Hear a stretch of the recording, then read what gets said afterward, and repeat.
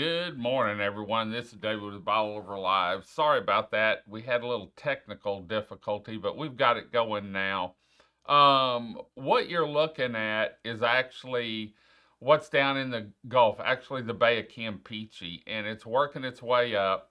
And we're going to take a look real quick at the track because some changes happened yesterday. They had a plane, Hurricane Hunter, fly about 4 o'clock, and this is the latest update as of this morning. And the track's moved a little bit to the east, and I think it's gonna do that, or I hope it does, because it's all about that curve. If that curve goes further up towards the tip of Texas, then it could move over a little bit.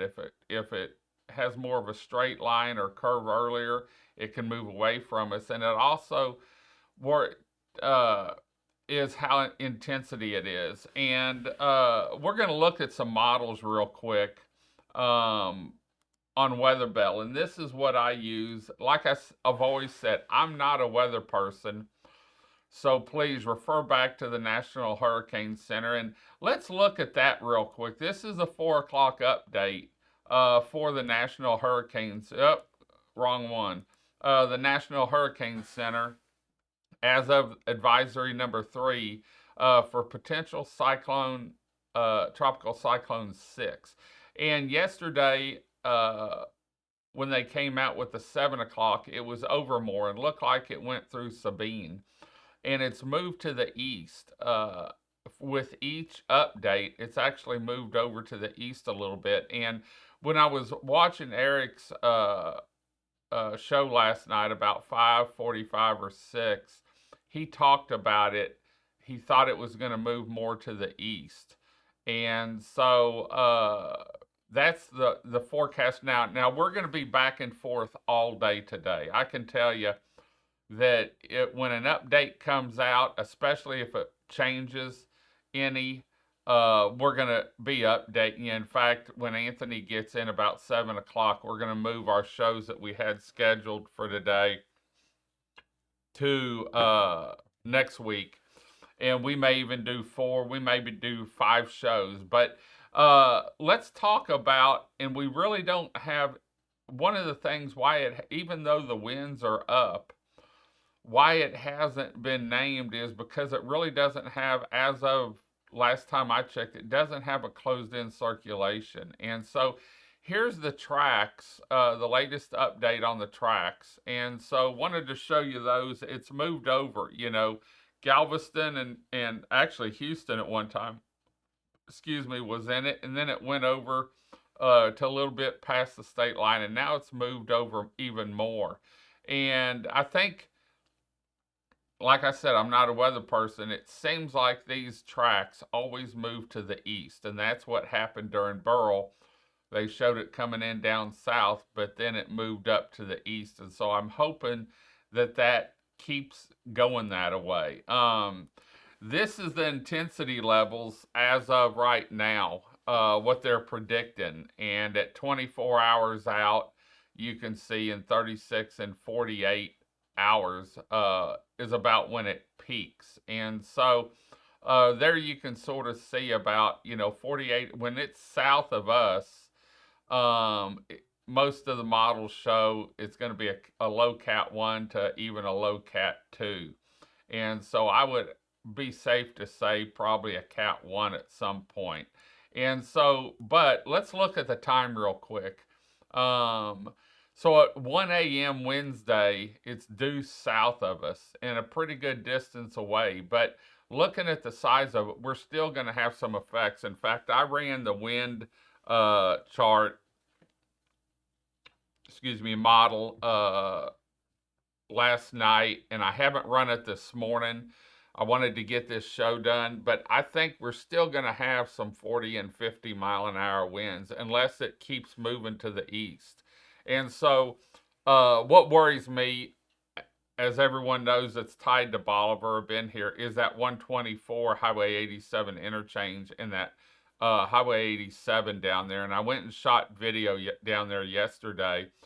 And the barriers that were moved out are back in place, but they're not tied down as of right now. They're connected together, but they can still move.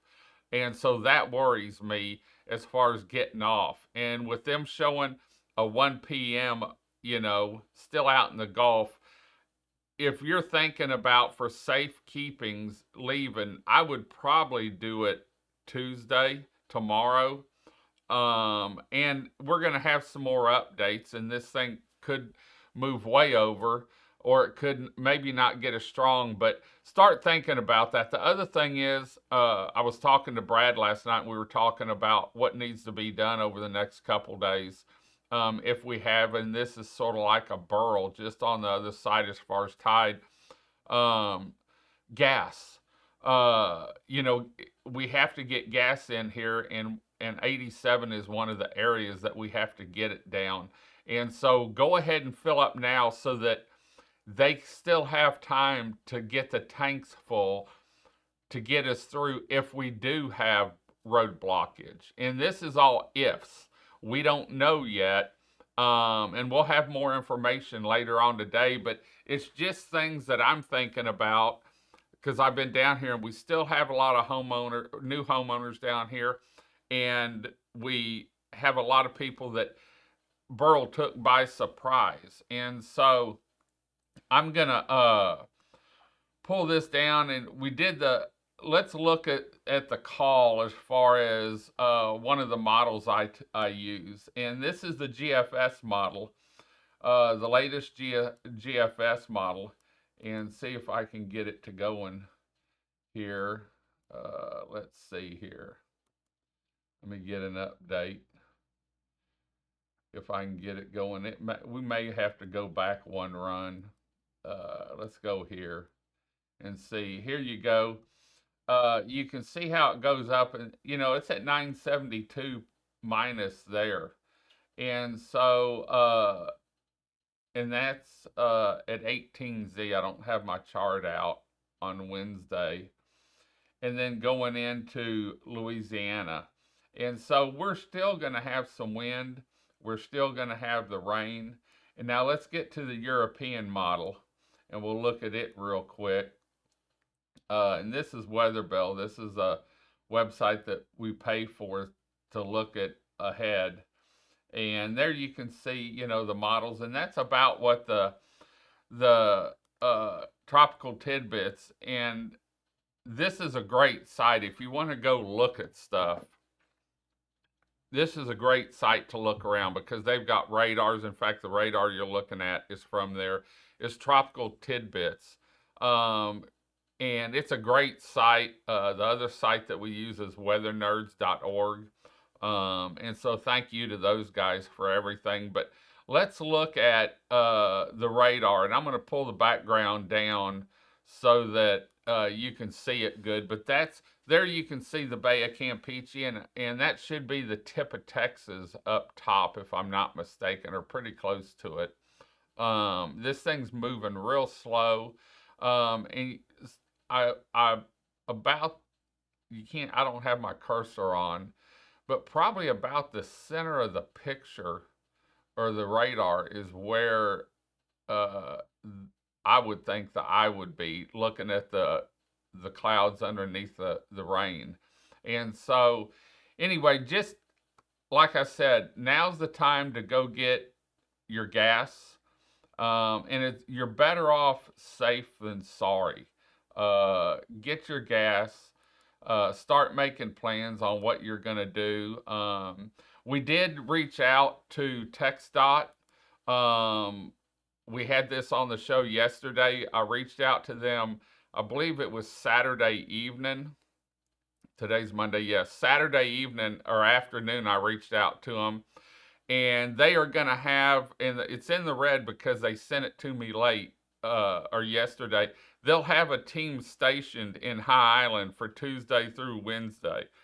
And so that's the time period that we would have trouble if 87 was affected. And so they're on top of it. I want to thank Danny for getting back to me on a Saturday afternoon. And everything they do. And then we also talked to Energy, and Energy did a phenomenal job during Burl. they're monitoring it, and I'll be in contact with them today again, getting any updates that they have, because we've got a better handle on what this thing's going to do. Still not as far as guaranteed, nothing's guaranteed, but the tracks have moved further to the east, and so I'm really watching this. And I didn't do a show yesterday evening. Chris and I were at home, and I said I'm gonna stay at home and instead of going back out and doing another show and rest, because I know the next 3 days are going to be busy ones. And so, like I said, now's the time to get you some water, get your gas. And I say gas because I want the Gulf Coast Market, the big store, to have time.